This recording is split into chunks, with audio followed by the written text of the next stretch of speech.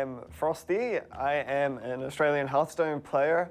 I have been playing for 5 years. My Twitch TV is www.twitch.tv/FroStee_HS. When the change to specialist happened, that really benefited me because instead of having to focus on trying to have a good overall strategy, an overarching strategy to be in many different sort of things, allows me to focus on a deck that I'm very good at and try to tailor my strategy around that specific deck to try to beat certain things. So instead of being a disadvantage, I treat it as more of an advantage. See, if it was just GM overall, I would have to say my favorite play would have to be PNC. PNC and I are great friends. We met through playing Hearthstone. You know, we've been hanging out through many different events. Started chatting online eventually. Went to Korea, Taiwan, all these sorts of things. Just had a great time with each other. But just in APAC, you know what? I have to say it's got to be Surrender. Surrender is just, there's something just so charming about him. I always just love hanging around Surrender. He's always such a joy to be around, you know. He's just always got a smile on his face. One of the main things that really stopped me from trying to continue in Hearthstone was the fact that I saw the big shift to long hours with open cups. And I didn't really feel like that was a viable thing for me to continue to do. It would be more viable for me to try to continue to work in a different sector or to try to find a different job rather than trying to continue to focus on Hearthstone. But when I got my big shift back into Grandmasters, it was a huge deal and it really allowed me to shift my perspective back into Hearthstone once again.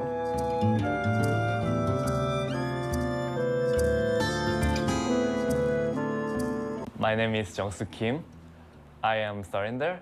You can find me at Twitter with SurrenderHS. If there is a rival in my group, then it should be Tom, I think, since we played each other so many times and I always lost to him. It should be Tom. I really want to beat him. Frory. He's one of my favorite Korean player. He's like 6 years older than me, so he treats me like his little brother. But if we have to face each other, then I'm gonna beat him, of course. I think every single Hearthstone player can agree with that EU is the best, since they always have the highest cut for playoffs, and World had top 3 European players for top 4, right? So EU is the best, and I think Asia is the second one. Yeah, we had higher cut for playoffs than America, so I think America is the worst. Then my favorite memory is, I think it's the Worlds in 2015. I was staying in Sixth place at the time and helping Osaka for his preparation, and I was cheering with Sixth for him. And when he was winning the World, we kept drinking. We were super happy for him. Yeah, it was the most memorable memory.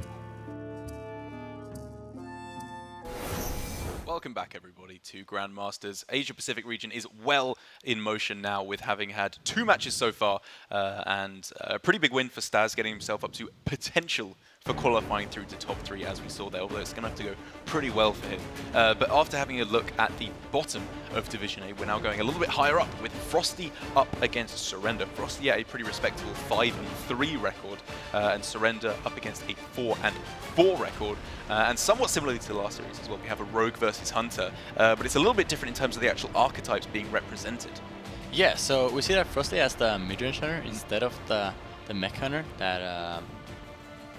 that Chansu had, and it's kind of a different matchup. The mid-range hunter has some different ways of playing the game, and it doesn't have to go super aggressive and get ahead on board like the mech hunter does, because mech hunter doesn't have too much practice, while the mid-range hunter with unleashes and a lot of potential comeback has a lot of different ways to play later in the game. It also has the Sul'jin if the game sometimes goes super long. But at the same time, I feel that it's a very hard matchup for the Hunter, and Rogue, with all the utilization that it has with the miscreants and stuff, just has a very high likelihood of just getting ahead. And if Surrender manages to pilot it, well, I think he's in a very good position in this matchup. I would agree. However, I think FroStee's got a couple of pretty good tech cards for the Rogue. 2 Vicious Scalehides is obviously pretty nice as to opposed to some people playing 1, because obviously Vicious Scalehide plus Dire Frenzy is kind of what you're always trying to move towards against Rogue.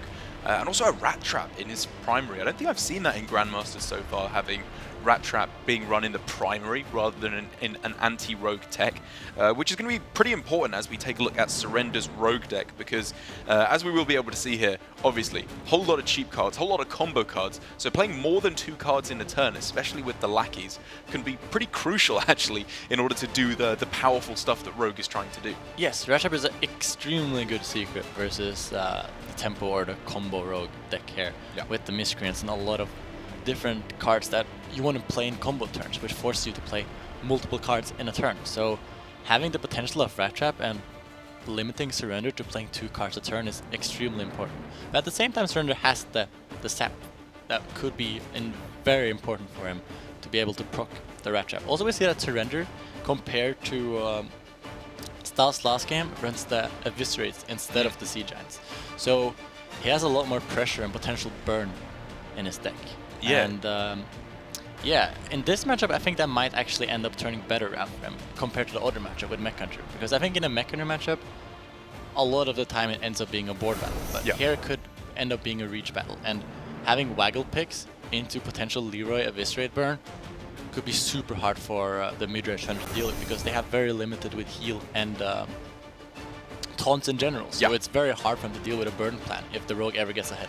I think that's very true, especially as if you're clever about the burn plan with Rogue, which I very much assume Surrender will be, as a player that I have a lot of respect for. If you don't play your minions, it's very difficult for the Hunter to heal at all, because by going for Scalehide plus Dire Frenzy, if you don't play any minions, it can't rush into anything, so you can deny them from being able to heal at all for a very large portion of the game.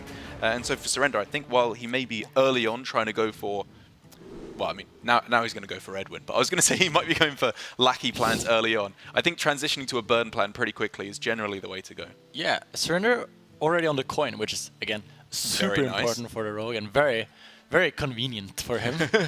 He has a lot of the different power cards off the deck, with the Spirit of the Shark plus the 2-drops and also the Edwin. So it would be interesting to see what kind of type of direction he could choose here, because one of the potential things you can do with this hand is that you can go for a later Edwin, but a very, very big one, together with the Spirit of the Shark. And FroStee only having 1 Deadly Shot in the deck, that might be pretty strong.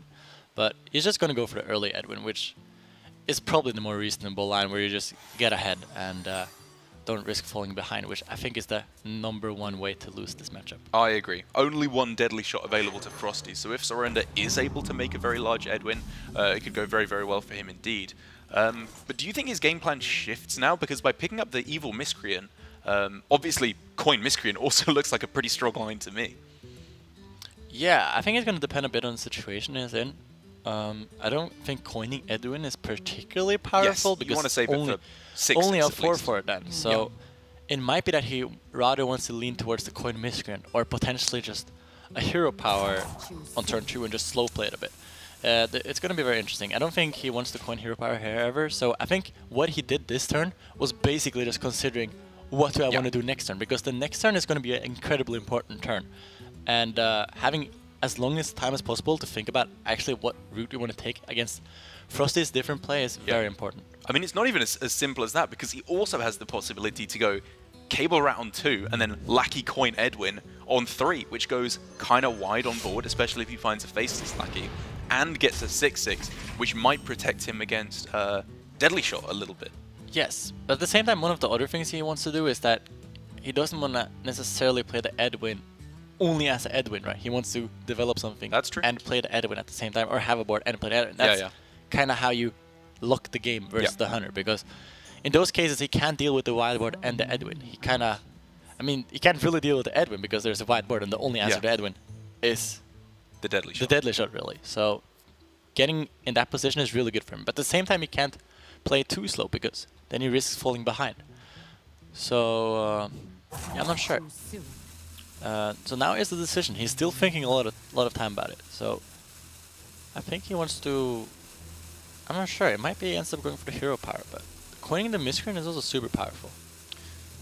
But he goes for the cable rat. It looks like now. So what he wants to do with the cable rat is that he wants to go for the Edwin next turn. I think that's the idea behind it. You know what? I even though this is the line I was suggesting he could take, I'm not sure if I like this line because I think if FroStee hadn't gone for the 1/1 and then the Headhunter's Hatchet as well, I think this line would be a lot more powerful because it would be much more likely that you stick a couple of 1/1s in addition to the Edwin. But as it currently stands, Edwin is always just left on its own with this play, so you're always weak to Deadly Shot if he goes for the Edwin on turn 3, which he doesn't have to do. Yeah, I think I would have personally leaned towards the coin miscreant or the hero power over the cable rat, but I definitely see where he's coming from. Also, by going for that cable rat here, he gets some information by having a lackey, and by having the lackey and knowing what lackey it is, he could potentially make his next turn a bit better, or more consistent rather. He doesn't just have to randomly go for a lackey and not knowing what it is. Now he knows that, oh, he has a goblin lackey, and he could potentially rush something in. But the Edwin doesn't seem very powerful anymore, so it might be that he wants to slow it down a bit. But at the same time, it's not that easy for him to slow it down. I'm not sure what he's going to do.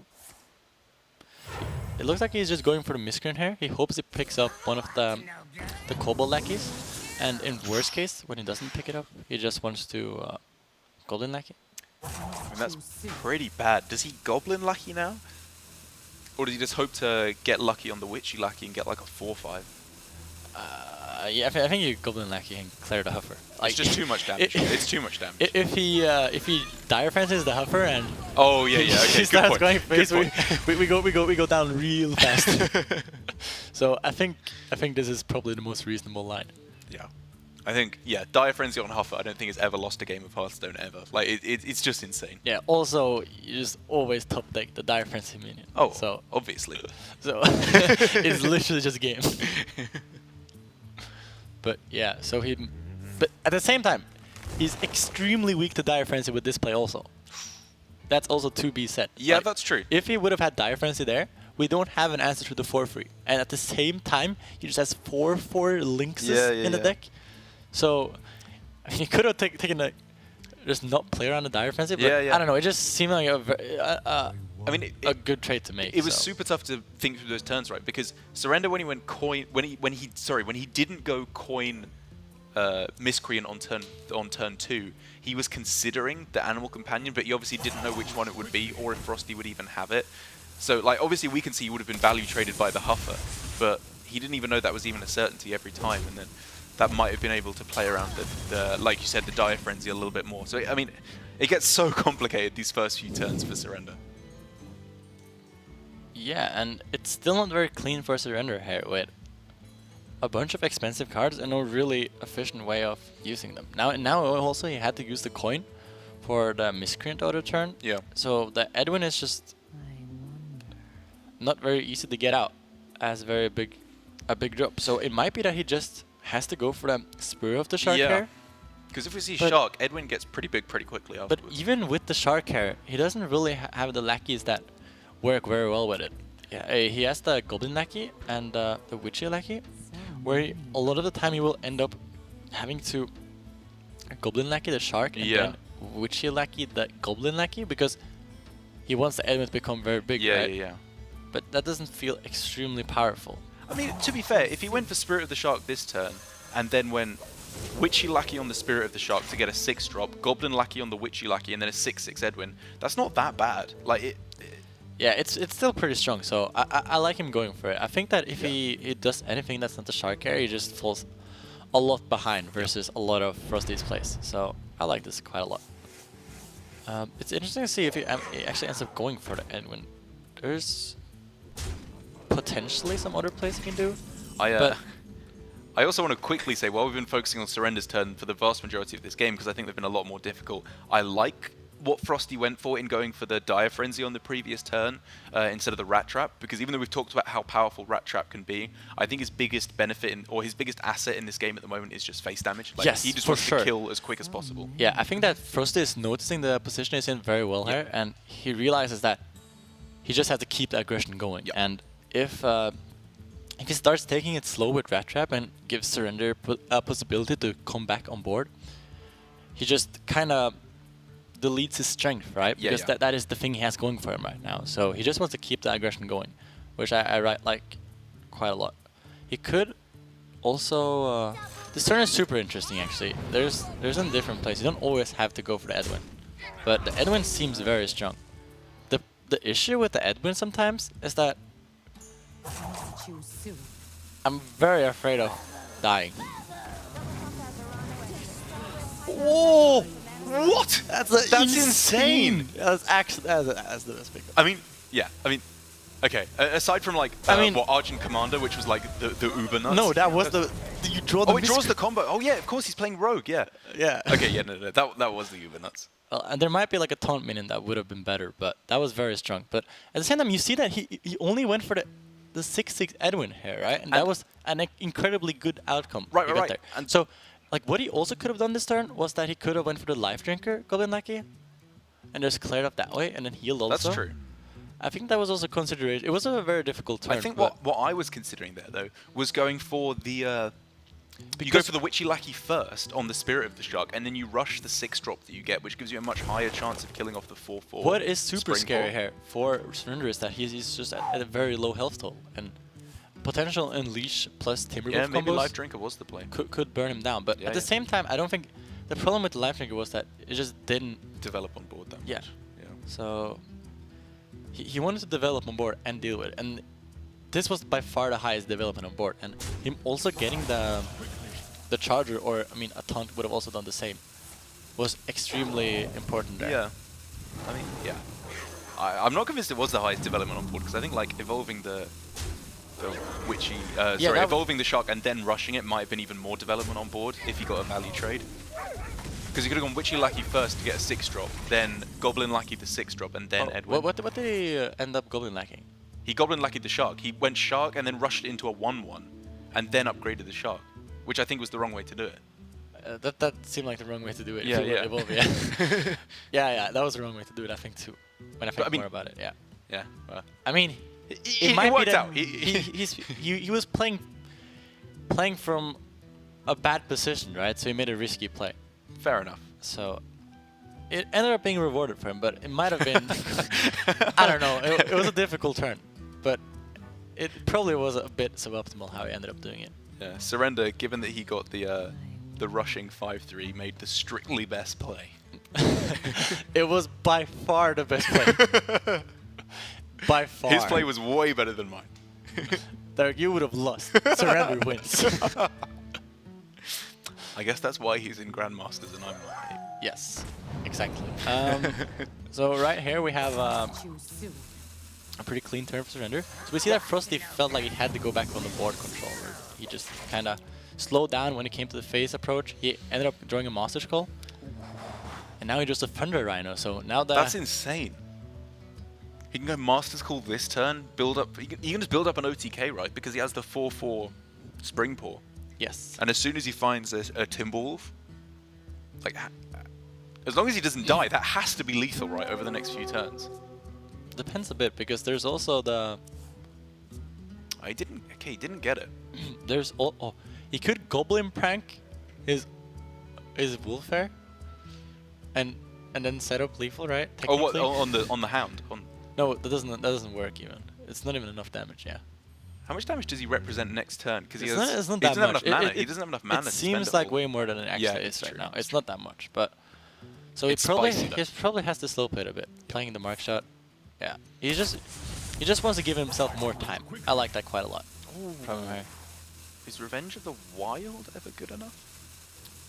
It's pretty high potential. Revenge Yeah, of the yeah, Wild. yeah. It's also something that, like, it doesn't matter too much in this situation right here, but it's something your opponent won't respect ever. That's a pretty big pickup, though, there in the Spirit of the Shark for Surrender. Being able to go for a potential turn 8 Shark into Life Drinker is huge in terms of filling up his life total again. But if he's going to do that, he has to be able to stabilize very much so on board this turn. But I guess at the same time, it could just go Spirit of the Shark plus Lackeys on this turn. He's got some pretty good Lackeys for it.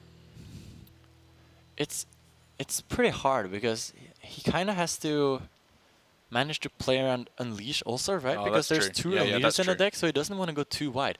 I think that a potential play he could do here is that he just goes Shark and he just doesn't play Doesn't too play the many. lackey. Yeah, he just doesn't play too many minions. Yeah, yeah. So he sets up the Life Drinker for the next turn. I think that is probably the play because there's no real answer for the Shark except a random deadly Shark, which doesn't just consistently answer the Shark. So you don't really care too much about that. So I really like the direction the Surrender is going here, developing the Shark the turn before. And I also don't want to see him play any minions there. Because if he plays more minions now, he leaves himself way too vulnerable to potential Unleash combos. Yeah, yeah. Surrender agrees. And I think I'm very much with you in your thinking there. Like, as it currently stands, if he just goes for Waggle Pick next turn and then like Waggle Pick Life Drinker next turn, he's moving towards lethal really, really quickly. Even though FroStee is still at 27. Yes, it goes super fast, especially with the Shark up. You can do like extremely explosive turns. So Surrender is in a very good position, I would say. And even though FroStee has a pretty good burn hand, it's not as good as it seems at first sight here because of all the heal and pressure that Surrender can put up now with the Shark on the board. Okay, now it's definitely time for some counting, because FroStee next turn with 9 mana can play all the beasts in his hand, which would be 3 with the Rhino, 4 with the Timberwolf, 6 with the Shimmerfly, 8 with this Vicious Scalehide. Well, that's actually not that much, is it? I thought it would be a lot more than that. So only 8 damage. Assuming that the 5/4 dies. Yeah, it's only 8 damage, yeah. And then 10 with the weapon. So even if Surrender doesn't play the Life Drinker here, somehow FroStee is actually not representing Surrender lethal. will definitely play the Life Drinker. Yes, yeah, he definitely will. It's super close what else he wants to do. I think he always Vendetta also, but now I think it's very hard. What he could have done, he could have SI'd the thing and saved Vendetta, but I think I like the Vendetta. Like, SI could just go face this for is just more tempo, yeah. And I feel like right now FroStee is playing a combo game plan, and Surrender probably have recognized this. Yes. So the only thing Surrender has to do now is play on the aggressive part. Because I like if this a he lot. knows that if FroStee reaches the Suljin, it's going to be super hard for him, because the Suljin is just going to cast the Unleash and everything, and he just most likely doesn't win from that spot. So he's just going aggressive. And it's pretty good. So now that FroStee has the Suljin, Yeah. he just wants to survive. Right, and so he can do that pretty well, right? Like, Vicious Scalehide plus Goblin Prank is a lot of healing very quickly. But he can't do that much else with his mana at the same time, like, because the Vicious Scalehide doesn't die before his turn is over, so Revenge of the Wild doesn't work. Yes, he could. There's a lot of potential plays he could do there. He could also go the Thunder Rhino line with Thunder Rhino and all the beasts. Yeah. That would clear the board, but at that point you leave yourself Wait, doesn't have not actually dead to Leroy, but you're less almost of a win corner. What? Less of a win corner. I mean, I guess his win condition to switch over to Zul'jin at that Yes, point. like his win con is surviving, right? So he just wants to clear the board. He is not actually dead to Leroy, so I think this is the line. He just plays all of the cards and full clears the board. He would be dead to the potential of... I'm not actually sure if he could die. I don't think he can actually die. So Right, I think this is Surrender just doesn't have much very mana. solid. Yeah, I think this is very solid. What's that? Wait. Was there like a... there was a more efficient way to do that, right? He could have traded his Thunder Rhino in, but I guess then you leave your Thunder Rhino a bit more vulnerable. Was there a potential way you could have damaged everything? So you don't... that doesn't really matter. Yeah, yeah. I mean, he does leave himself dead to Leroy plus 2 out of 5 lackeys now, I think. Yes. So many options. Yeah, that's true. Which is, you know, a consideration. But, I mean, he can't play around everything, right? Like, he needs to survive somehow. He also didn't need to tank that damage. He could have... Right, which is the pushed. downside of his play, right? Could have just pushed one less. And left himself not dead to the Goblin Lackey plus Leroy. But there's small percentages that is the hand. So I think this is totally reasonable. And I really like the line here. I think this line is like him recognizing that this is the play now and just playing into the Soldier. Yes, it's like... It's very good. It's quote-unquote throwing away his win condition, but like you said, his Well, his if he previous survives, win condition. Like right, exactly. He's he- changing win conditions. Yes.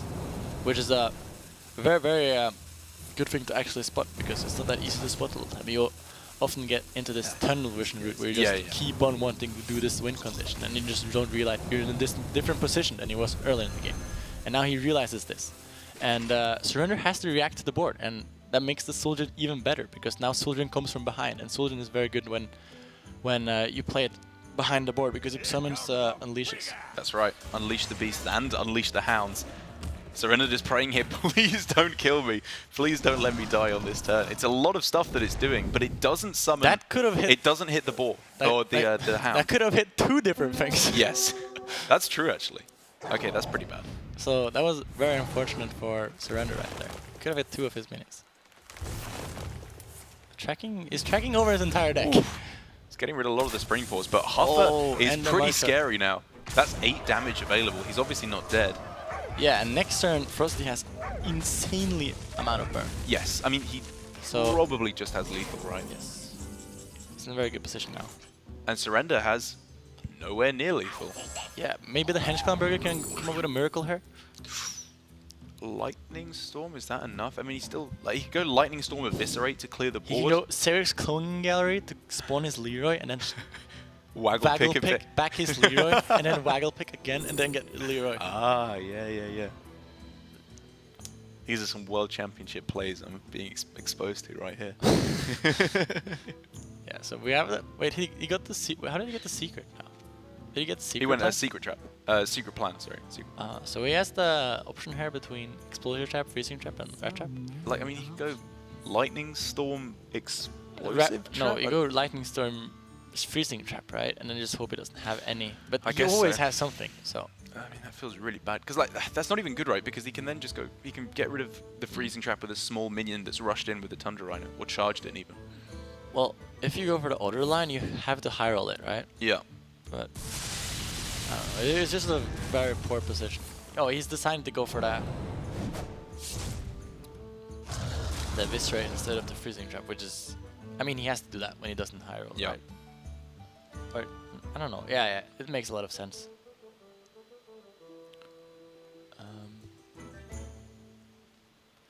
There was some consideration there in Lightning Storming before the secret plan to actually know the outcome of Lightning Storm, because with some of the secrets, like for example the Explosive Trap, you would probably like to know if it was 2 or 3 health. It's which is more likely to influence the other. Yeah, but at the same time you also give your opponent more information that way, because you're probably going to pick with more information yourself, so your opponent can make educated guesses. However, something else is happening right now, Hunter Ace. Surrender's dying. Yeah, he's out.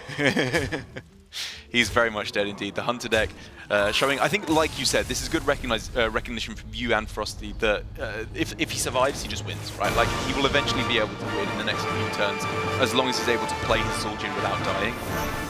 Yeah, and it was a very interesting game in general. Like, in the early game there, Surrender could have taken a bunch of different lines. Right, and it was, I mean, very debatable what were the good lines, but he had an Edwin that ended up not being too strong, and he also had a pretty good hand, right? And you also got the Fire Tree Rush thing.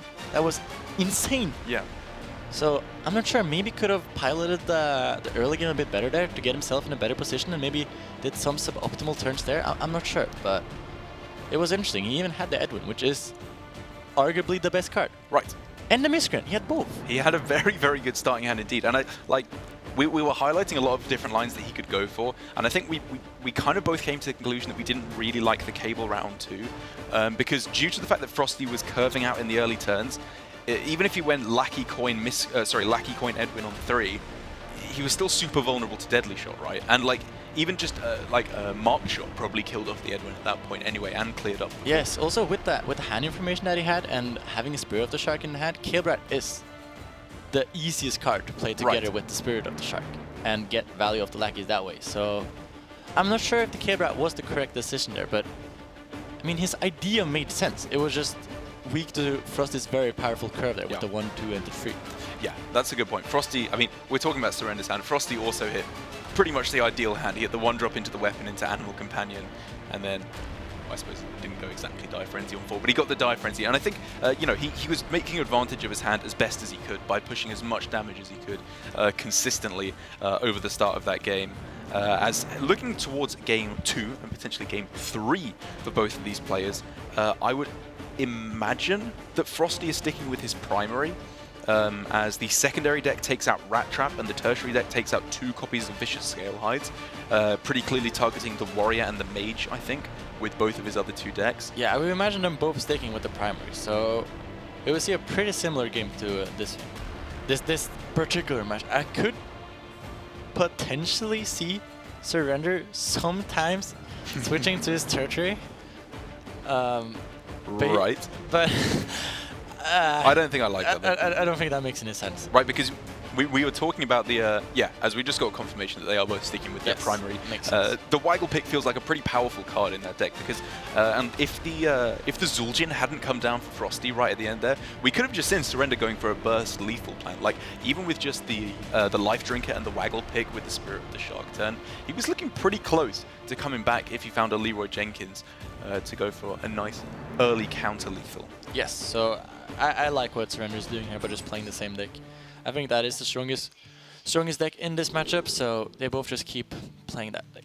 And this is kind of one of the benefits, I think, of mid-range Hunter, is it doesn't feel like it does anything especially powerfully, but it's super hard to sideboard against, I think. Because against Warrior, it's pretty easy. You just put in like the, the Ken, the Harrison, whatever, a little bit greedier. Mage, you put in a bit of extra removal for the Giants. Hunter, I think a lot of players struggle with actually finding a good set of counter cards to this Hunter. Yeah, we also see FroStee with having the coin this game, which is pretty strong. Yep. And also he had a, I believe, Tree Keep with the Tracking, Master Skull, and the Animal Companion. I mean, they're good cards. Yeah, it also just curves out one with the coin 3 into 3. So he's just happy with having that and thinks that is just an overall strong start to have against the Rogue, which normally just doesn't curve out that aggressively. Was it a 4-keep with the Zul'jin as well? I think it might have... No, I don't think so. Okay. I think that was the first card. Right, okay. And it makes sense not looking too aggressively for the other 1-drops as well, given that Rogue pretty much always is going to go for Dagger on 2 when they're on the play. And Surrender pushes the 1. You proud of this play? So, do you think this will matter in the end? He actually pushed the 1. I mean, his hand, it's pretty much all damage, right? Like, it's a very clear go-face hand as it currently stands. Yeah. And it's also a hand that's very likely... I mean, I really like pushing the 1 on that turn, because if he goes Edwin on this turn, he had no play on turn 4, right? So he was very likely to dagger up again in the next few turns. I mean, it's very draw dependent, right? It also depends a bit on of course. what your opponent is going to do, because I think that a lot of the time he wanted to if FroStee didn't play any minions, he wanted to save this SI later for potential clear turn into the turn 3 Animal Companion. But since he played the thing, he had to respond. But I think this is in a pretty good position now. Now he just gets to develop the Spirit of the Shark into a potential novice draw turn next turn. And yeah, that just looks pretty good. The only answer for FroStee is the Deadly Shot, and like, it doesn't feel particularly amazing, the Deadly Shot of Spirit of the Shark, but he probably has to do it, and I think Surrender just has to take the risk here and just play the Spirit of the Shark. I agree. His next turn could be pretty mental, because if he goes for Novice Engineer, even if he doesn't find any cards that he's looking for, he can step it. What if he finds Edwin, though? Imagine. Okay. Just imagine. I mean, he's got a pretty good chance, right? He could just go step and draw 4 cards, and then slam the Edwin for, what would that be? That'd be like an 18-18. Yeah. The game will almost be over, but we have FroStee here assembling a pretty big combo with Timberwolf, and Unleash. So with the Rogue deck and a lot of lackeys, you often are forced to go pretty wide. And right now, FroStee has the hand that punishes that pretty big. And I think that Surrender would probably figure that out pretty soon, because he played 2 Master Skulls at this point, right? Or did he play 1? Oh, he gets the Edwin! So this is going to be a very big Edwin. You know how big it is, Derek? I guessed 18-18. I'm sticking with that. Okay. Yeah. It's 14-14. I mean, 4 off. That's not bad. It's pretty good. We also see it's that... still pretty big. It's a 14-14. That doesn't make much difference. We also see that Surrender has that perfect Crushing Walls position, even though Crushing Walls is not in the game anymore. Yeah, for our newer viewers, that is a card that has rotated into Wild at this point. Yeah. Is Explosive Shot still in the game? Yes, that's a basic card. Or a classic card. Because this is not the perfect explosive shot positioning. So maybe you could argue that this is the wrong positioning now. Okay, Huntrace, if you say so. I don't know. Anyway, I think that FroStee has more pressing concerns than thinking, he didn't play around explosive shot. Yeah, yeah, probably does. So, what do you think we're going for now? Frost is in a pretty bad position, so Yeah. he has to be a bit optimistic. Can he push for lethal? Like, Yeah, that is what he has to count right now. you never, like, Edwin's 2-turn lethal, 100%, and so I just don't know if he can hit it, to be honest. He has to just hope that he hits Misha and it tanks the 14, which seems very, very, very optimistic. He doesn't even clear the Spirit of the Shark. He just thinks that he needs the minion to stick on board. I'm not even sure if it's correct to attack the Spirit of the Shark at that point. It might just be better to just attack face. Yeah, I agree. Because I think that what he's setting up is that he's playing towards a potential deadly shot top deck, Right. where he can clear off all the he's setting the Spirit of the Shark to 1 health, so he can clear off all the minions and then go for a deadly shot. But at the same time, he's just pushing. Yeah, I mean, this is definitely the way to go. I love using the sap as well, because I think the one way he, like, maybe loses is if we saw, double Timberwolf and kill command with the Leok as well. But as it currently stands, that's game. FroStee has no way back into this game. Even with the mark shot, I don't think he can discover anything. Unless he got... Wait, if he got exactly marked shot... Even with coin crushing walls, he would still be dead to the Leroy. Yes, that's definitely the top piece of analysis that this segment needs, is still great crushing walls positioning. Wait, this is not great crushing walls positioning anymore. Oof, terrible play from Surrender here to not play around the card that's no longer even in standard. Yeah. But yeah, FroStee could clear the Edwin, but he's still just actually is alive on the board, right? That is actually a pretty good clear. He does 12. Okay, yeah, no, you're right. He is alive on board. Yeah, by quite a lot. But I mean, Surrender does have both Eviscerate and Leroy's. And by attacking into the Shark, it does mean that he was able to clear it off over 2 turns. This was a pretty nutty turn. Yeah. Obviously, he's still dead, but I think this gave him really the best shot of coming back into this game in a situation that looked so over. Like that, I didn't think there was a chance that FroStee could even come back into that game at all. Yeah, also FroStee play a lot into the situation where Surrender just goes for a wide board play. I don't think Surrender would ever do that because he knows that a big Unleash turn together with the Timberwolves are the potential for him losing. But I think it was great in the recognition by FroStee to see how he wins the game. And even if he had a deadly shot draw, he could have potentially just full cleared the board and leave himself dead to the burn. But at the same time, that is the only way you win, right? So yeah, I think he maximizes odds there, and I also think that Surrender went for a great game plan. I think he made the correct risk on turn 4 to play the Shark because he had to do it, and then he get rewarded by getting the Edwin. But at the same time, there's so many things that he can actually draw there that is extremely good in the game, with like Miscreants, Eel Cable Rat. I think it's just a very solid position. I agree. I mean, like, when you're looking at Surrender's game there, we're getting to the point of, like, should he have attacked face on 2 with the dagger? Is, like, the biggest misplay that we could... The 1 damage almost mattered. That's true, actually. It did almost matter. If he hadn't had the Leroy and had to have gone with a Waggle Pick, almost mattered. Even in that case, it wouldn't have mattered, but it almost mattered. And, you know, it can come up in situations like that. If he hadn't found the Edwin, who knows what kind of a situation he would have been in. As we are heading to a game 3 here. I'm still in Masters Tour Vegas Best of 5 specialist thinking here. Yes. Game 3 headed here to decide who will take the series. I imagine it will be primaries again, right? I imagine it will be. We've seen very few instances in Grandmasters of switching between decks in games 2 and 3. It has happened. I think we saw like Tice going with a pretty crazy play where he switched between his secondary and tertiary deck a couple times. Yeah, there's a couple of situations where it could happen because you don't have any information on the decks, right? So sometimes having unexpected card could be potentially very strong. And yeah, but it's very rare, so it doesn't happen too much. But if 2 decks are very close to each other, sometimes you can maybe swap it up a bit. Right, and that's what I'm thinking about Zilay's thinking, where he's got 3 decks that are only who knows what 1 card different. Exactly, because in Grandmasters, or Specialists in general, you are not told what deck your opponent switches to, right? You have to try and figure it out over the course of the game. Usually you can make a pretty good guess because it's pretty clear what they're going to be switching to, as, again, we did just get confirmation they're switching to their primary decks as expected. But if you only have one card different, it can often be really hard to tell what they've switched to, and then if there's a delay, you just hit them with the Unleash the Hounds for lethal they never see coming. Yeah, I think that Soleil's opponent just have to respect all 3 decks, because Yes! it's really just up to Soleil what he plays. I think it's very small difference between the decks. The only real difference is that Yeah. they're just representing different tech inclusions. So his opponents probably have to respect all of them, or respect neither of them. So it's a very interesting way to approach the format. It is indeed. I think that's literally word for word what I was just about to say in summary to your point there. We're on the same wavelength, Casper.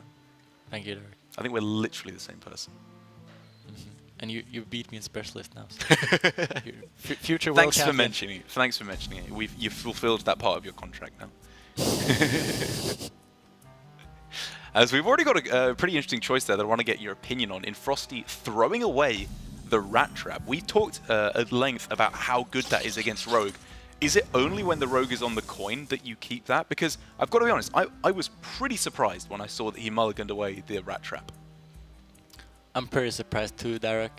I'm not a mid-range hunter gamer, and but it just seems like the type of card that is just super annoying for the Rogue to deal with. And at the same, like we don't really, there's no real play on 2 for hunter most of the time, anyways. Right. Like, so it just seems like a good thing to have, maybe. I can kind of see what he's going for, because if he goes Vicious Scalehide, just plays it on 2, he's hard mulliganing for the Dire Frenzy, I think, right? Because if he goes Scalehide on 2 and it doesn't die, and then he goes Coin Frenzy, that's like the uber nuts. Like that's such a good curve for him that Surrender really struggles to come back from. Yeah, he's trying to play towards his aggressive curves and don't play too reactive towards what Surrender could do. That's fair.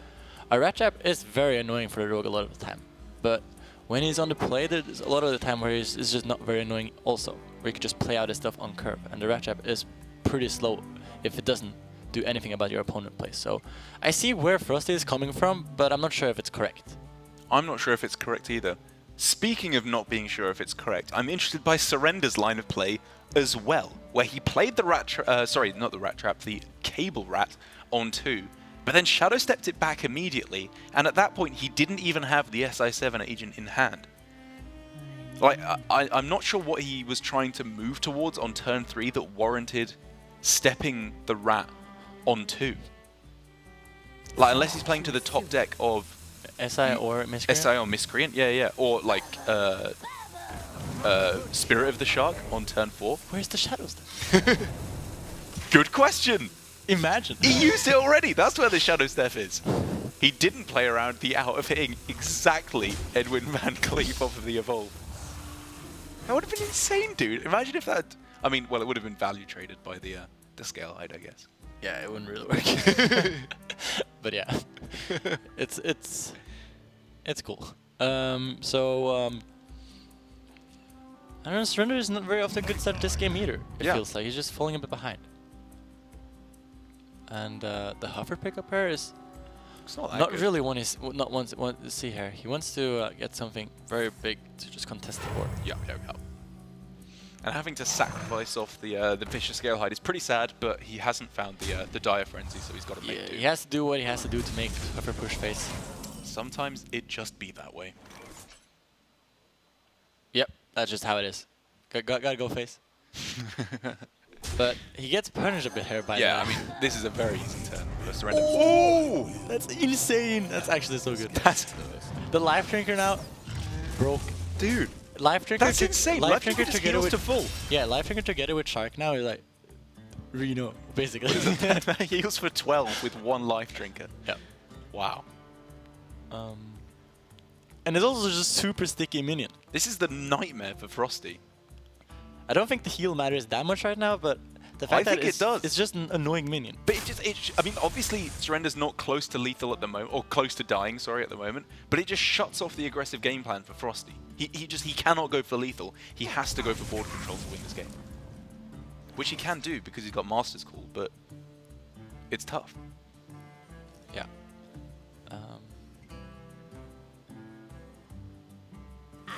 Yeah, he just waits a bit with the life trigger, doesn't see the necessity to play it right now. He could just play it a bit slower with the Henchclan Burglar because he doesn't. It's very unlikely for FroStee to actually be able to kill the 1-2 anyway, so you can just wait a bit with it, and you don't have a necessity to heal now. This pick is a bit interesting. Yeah, this is kind of tough. There's some consideration for Power of Creation being is a big card to play later. It can get some very strong There's defensive also some consideration for Earthshock. And there's even some considerations for the Totemic Might. What?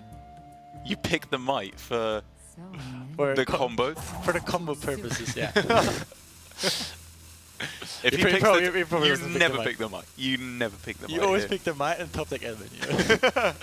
Yeah, he's probably going to go. I think he's going to go for the Earthshock for the I utilization. think he's likely right to there. go Earthshock as well. Because he has a lot of value in his hand right now. I've got to be honest, I thought he was going to go for the Totemic Might. I was like, it's happening, dude. Yeah. I'm going to look like an idiot. It was never the Totemic Might. So Surrender got quite ahead on board now, so it's a bit difficult for FroStee to get behind.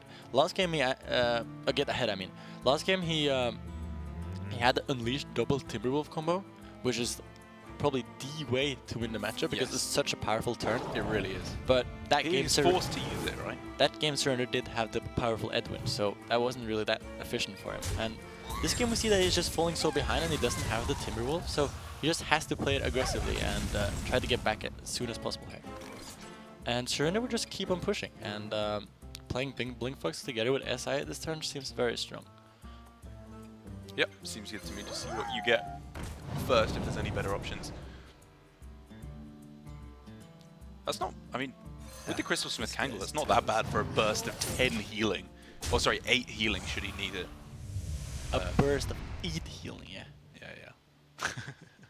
I mean, he's got so much healing anyway, like with the Life Drinker as well. Surrender never needs this. All he needs to make sure is that he doesn't run out of value, right? Because if he runs out of things to play... Or pressure, rather. I think that if he just keeps on having consistent pressure and FroStee is 2 behind, FroStee will eventually lose her. That's because fair. the way FroStee wins now, I feel like if Surrender just keeps on having the pressure, it's going to be super hard for FroStee to win unless he gets to the Soldier. So Surrender just wants to keep on the pressure. He already saw 1 Unleash now, so he's feeling a bit safer against the potential Timberwolf Unleash power. That's true. I mean, I guess I was thinking that for FroStee to win this game, like getting back on board is a prerequisite that has to happen.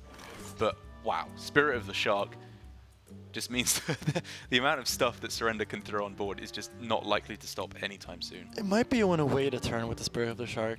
Go Just for to the go Henchclan Burglar Shark this Burglar. turn. Oh, you think you go Burglar this turn? Yes. I think I would probably like the Burglar this turn, and then we go Spirit of the Shark the next turn. I'm Just such a greedy Hearthstone player, seriously. Well, I don't even think that like playing the Shark here, I don't even think it's like if you get more value of the wanna Shark keep if you the play pressure. I feel like we get more value of the Shark if we play it next turn because That's we give fair. ourselves multiple draws on getting more battle cries, and also the Shark has a stealth minion, right? One more turn. Yeah. And I don't think the extra battle cry from the Henchclan Burglars matters too much. That's fair. I just think this is a better sequence. Yeah, I mean, I guess the fact that Burglar can't get you minions to play does mean it doesn't give you that much actual value in terms of development. Also, there's just more pressure right now. Yes, yeah, which, as you said, is very important. We currently have 10 burst damage from hand, so we have lethal next turn if FroStee passed. Okay. I mean, I don't think that's going to happen. I think FroStee has some pretty powerful plays that he can go for on this turn, and the next turn's even. Like, actually, how does he approach this? Because, like, he obviously really wants to hit Dire Frenzy on the Vicious Scalehide at this point. And therefore, I think he's going for the Master's Call first, even though Springport Dire Frenzy was an option on this turn, and then lead up to draw it again with Dire Frenzy. Yeah, I think But he doesn't even get it. I think FroStee is trying to set up for a combo turn and playing a bit ambitious here, because you feel that he just has to combo it to get out of the game, but it's just a very hard position now. It's super tough. Yeah. And like his thinking, in my opinion, his thinking was very clear that he had to go for Scalehide plus Dire Frenzy on the following turn to get back in the game. Or at the very least, that was his strongest play that he could set up for. Yes, I agree. So, from Surrender's perspective now is a very good potential turn to develop the Spirit of the Shark, I think. But True. is there anything better? I think you always want to develop the Spirit of the Shark here. Pretty sure. In combination with The what drinker. So many I would over the options. Blink Fox? It might be that you want to go for the Blink Fox together with the Earth Chuck. I don't think that's too bad because you also bandage. You just get push more damage. I think I like this more. It develops the same board and it gives you more flexibility next. Yes. Yeah, I like this Nice. conclusion by Surrender also Those aren't bad. because the heal doesn't matter at all and the Spirit of the Shark basically always lives, so you get Yes, the yeah, value yeah. of next turn anyways. So what is this that just does that? It's just more tempo and also one less random card for your opponent to just randomly do something dumb. Pretty huge top tech though for FroStee. Being able to find the Vicious Scalehide means if he gets a lucky couple of draws off the top, being able to find a tracking or the buffed up Vicious Scalehide itself, he could be in a situation where he can start to stabilize this game. It's tough but possible. Like that's the draw that pulls him back in this He's game. really close to being that. Right. He gets 2 off. Which means this was the card he had to find. Wait, it's 6 and 10? Is it 2 off? I mean, now it's not the same. How much is it now? I think it was 3 off. No, it was 2 off. Oh, was it 2 off? Okay. Now it's 3 off. Right? That's what I counted. Yes. And now it's 4 off, I believe. No, now it's 3 off. He's got Life Drinker for 6, Eviscerate up to 10, Bomb Toss up to 12, 15, 4 off. Goblin Prank. Oh, Goblin Prank. Oh, sorry. I was looking at the Bomb Toss. Well, now, anyways, we have the. It doesn't really matter. It doesn't really matter, really. Now we have the Edwin, so we could potentially go for a Oh, big Edwin a turn. huge Edwin turn. Yeah, this was how he won This the last Edwin's game. insane. Yeah. This- So does he want to get as much as value as possible from this Edwin now and go for the Life Drinker? Like Oh, Life Drinker double Ray of Frost Edwin looks. like Life Drinker isn't even good. the most value, right? You could get go Ray, Bomb Toss, Eviscerate, Edwin. That's the most. Well, I but think it's big enough, right? Like if he goes for that, I think yes, it's a 14-14. I think it's just by far big enough. So I think you just go for Life Drinker. It might be you just don't even play the second Ray because it just doesn't matter. Like Edwin is just already good enough as a 10-10. 6, 10, 10. Yeah. I mean, I think I like it, right? Like you're so likely to be winning next turn as Surrender. But I think just make it as difficult as possible. There's literally no way to clear this outside of Deadly Shot. And this is also that turn he has to put under pressure, right? Because the Soldier comes up turn 10. Yeah. And this is turn 9. Which means it's And- not playable yet. I don't know. I think it's essentially impossible for FroStee to actually deal with this. I think you are correct. Animal Companion plus Tundra Rhino, no matter what the result, doesn't get there. It has to be Tundra Rhino, Shimmerfly, and then he rolls exactly Deadly Shot, and then from his perspective, maybe he's alive. Yeah. But we can clearly see he's dead anyway. To be noted, Surrender did not play around crushing balls. Noted. Okay. It has been noted. And discarded. I've immediately discarded that information from my brain. Yeah, this doesn't matter too much. But yeah, it looks like Surrender is sealing this game now. His explosive FroStee shot is- positioning, though, brilliant. Oh, reasonable. Yeah. I think he's just basically sealing the game here. FroStee was hoping for a random generation like Deadly Shot, Yeah. maybe a Misdirection, Freezing Trap, but yeah, it wasn't really getting him there. There was nothing happening there, and as we somewhat expected there at the start of the series, Surrender taking the win with his Rogue. I'm always really interested to see what comes out on top against the Hunter, because it's, like I said, it's a deck that doesn't seem to have one specific weakness in terms of tech cards or play style. I don't know, I mean, it was kind of the Edwin in 2 of those last games there for Surrender, and it could have been the Edwin in the first game as well, because he had himself a coin and Edwin hand in the first game, but it just didn't come together. Yeah, I just feel that Hunter is this very consistent deck, especially mid-range. Very consistent deck. That is, doesn't do anything too broken. It's just very fair and consistently good, right? But then you have these other decks right now with Conch Mage and the Rogue and the Warrior, which have clear power turns that are very, very good. Yes. So sometimes versus these decks, when the decks draw very good and the Hunter just draws it very consistent good hand, Yeah. it's just not enough versus the power of the other classes right now. And we kind of see that happening in these games with the Edwin winning 2 games. And one thing I also like as well is that with the Rogue, to me at least, it felt like the 2 games where Surrender was playing better were the 2 games that he won. Like, I think he won those games because he was playing better. He obviously found the Edwin, which definitely helped him with the Spirit of the Shark to get the victory. But I think in the first game there were some lines that we were looking at a little bit differently. We don't have to theorize about that ourselves. We can ask Surrender about it right now because we have him on the line. Can you hear us?